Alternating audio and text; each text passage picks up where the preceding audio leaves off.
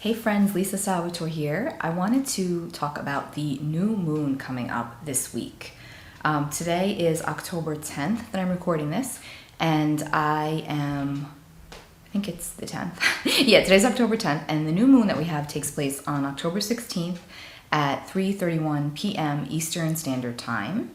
Actually, that's my grandmother's birthday. She recently passed, so happy birthday, Grandma. Always have to honor, right? Shout out. So anyway, this month, basically, the month of October, the heat has been on, let's just say. I'm sure everybody's feeling it to some capacity, to some degree. There's just, worldwide, personally, there's just a lot happening.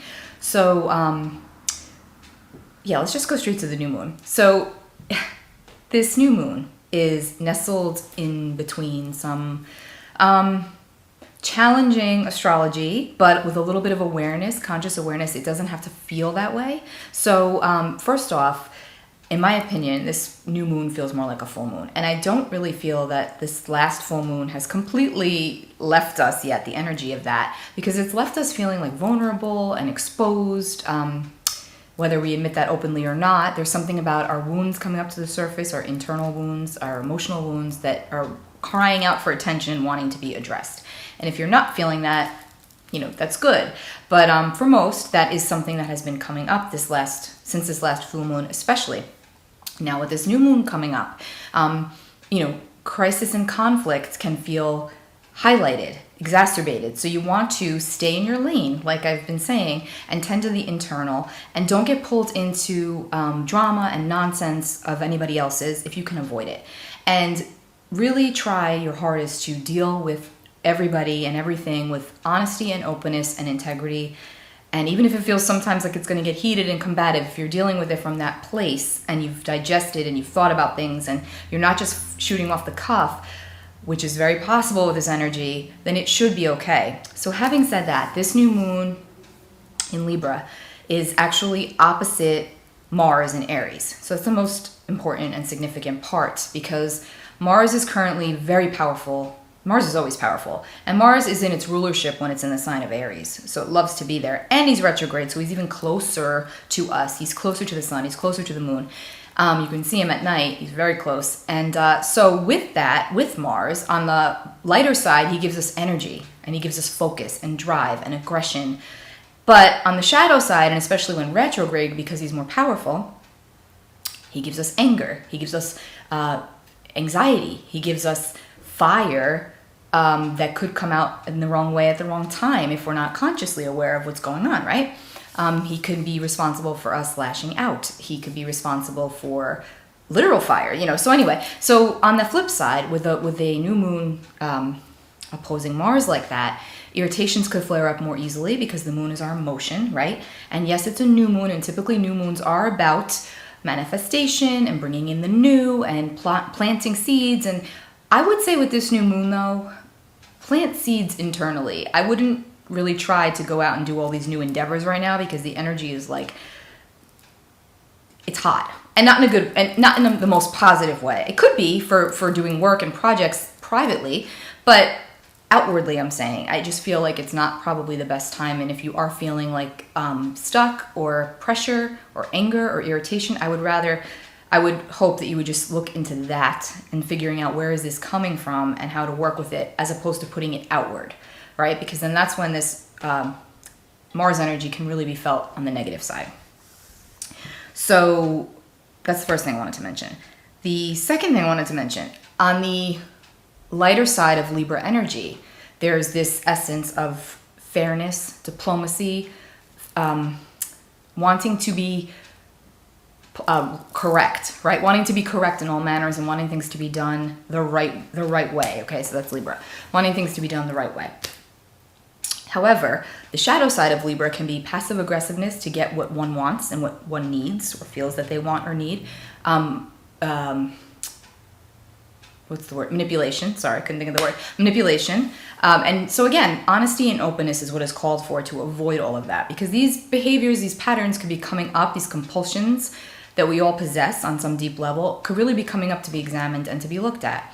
And the other thing is that this moon is also squaring Saturn and squaring Pluto. So again, hot, and not necessarily in the best way. So squaring Saturn, that's again restrictions that are placed upon us emotionally, because it's the moon, so it's the ones we place upon ourselves. It may be the ones that are imposed on us by others, but also government, because Capricorn rules the government, Saturn rules, and we see this playing out. So it can be twofold. So again, there's just a little bit of the testing of our strength, testing of our character, because Saturn tests the strength of everything, always. He always does. So right now we could be feeling tested literally in our personal relationships, because Libra is all about relationships. So we can be feeling tested to the max with others. We could also be feeling tested personally, like we could be exhausted. We could be feeling like we're burning the candle at both ends. So this is probably a new moon, a good time to just lay low and be chill and be still as much as possible and work on the internal and make plans, of course, about what you want to do next. But I wouldn't necessarily push right now. The moon is also squaring Pluto. So again, that's issues of the unconscious stuff coming up. And it could come out as anger, but then when you go inward and think about where is that coming from, it actually could give you some really great insight into your soul, into your psyche, into what's really going on. Mars is also, we're currently under a Mars-Pluto square energy still, which is really intense. On October 9th, Mars square Pluto. And so Mars is in Aries, like I mentioned, in his rulership, retrograde, hotter and closer. Pluto is in Capricorn, and they're squaring each other. And so Pluto is actually a higher octave of Mars. Okay, it's a higher vibration of the same energy, if that makes sense, because Mars is the traditional ruler of Scorpio and Pluto is the modern day ruler of Scorpio.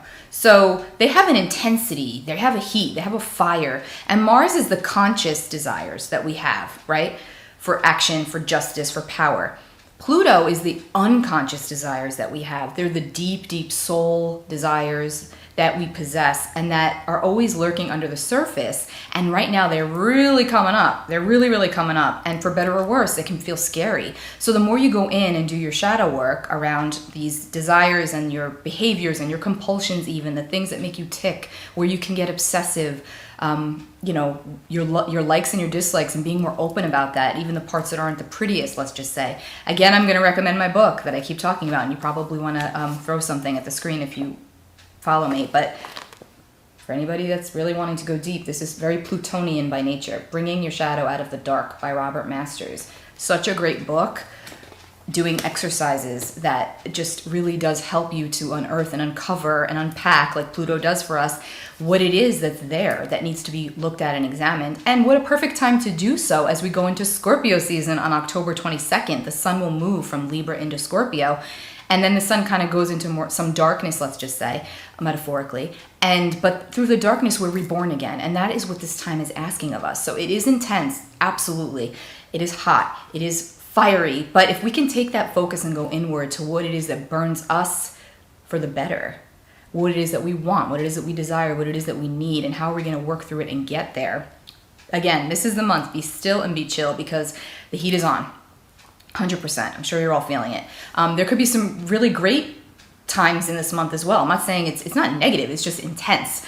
And, so with Mars so present like this, with Martian energy, with Mars energy, the best way to get that out, I always say, is through, because Mars is physical. It's a physical energy. So it's through sports, hard physical exercise, hard physical activity, sex. Mars rules over sex. So those are the ways you want to get out that energy. It's, probably not the best to stew in your anger, although with all this Pluto present, it could feel like that's what needs to be done. So if you take that time again to just figure out what it is that, is going on for you without getting pulled into any unnecessary conflict and drama, without getting pulled into anybody else's story, because there's a potential for that to be happening right now as well. And on the grand scale, on the world stage, we already see what's happening. It's no coincidence with the astrology and the timing of the debates and the election. And there's just a lot going on, guys. And it's really easy to feel limited and stuck and even a little depressed. So spend time with people that you love and that love you and that have your back, and minimize the bullshit. I keep saying that. Minimize the bullshit. It's not always easy to do that because there's so much outside noise, but we have to. So take really good care of yourselves, guys. I still would suggest using this new moon to have a plan for yourself. And it's great to want to manifest beautiful things, right? But because of all this other energy that's present and it feeling more like a tension-packed and highly emotional full moon, I would just suggest that you lay low a little bit and tend to what needs to be tended to. And I'm going to actually pull a card for this energy for the week. I got this new deck. I actually pre-ordered it in April. It's the Nightmare Before Christmas Tarot deck. I'm obsessed with it. I've been dying to use it. I figure October is the best time to use this. All right, so let's see. If you'd like a private consultation, my links are below, lisasalvatore.com.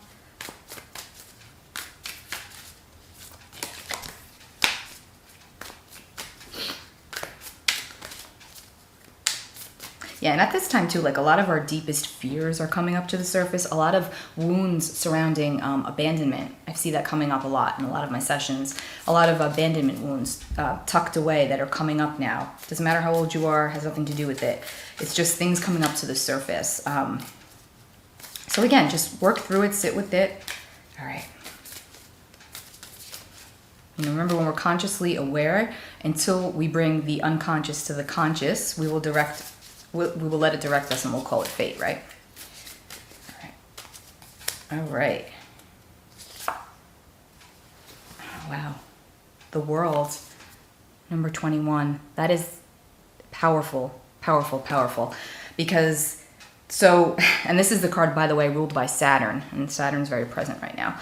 So, yeah, I'm just looking at how cool this card is. I love it with the little pumpkins on it. So basically, 21, the World, it wraps up a cycle. It's like the ending to make way for the new. And ruled by Saturn, I mean, we see it playing out on the world stage, guys. Things are changing, structures are changing.